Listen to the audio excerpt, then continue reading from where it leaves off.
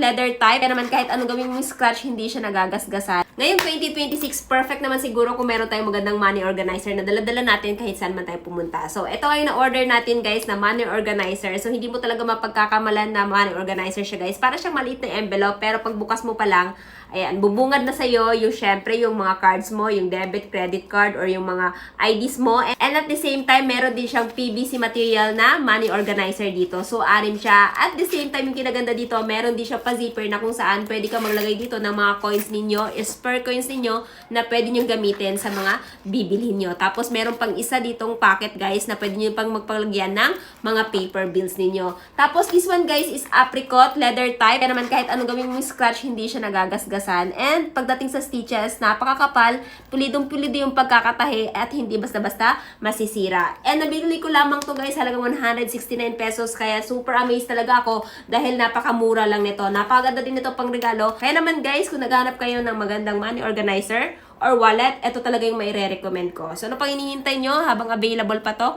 Idadrop ko na lamang yung link nito dyan sa yellow basket.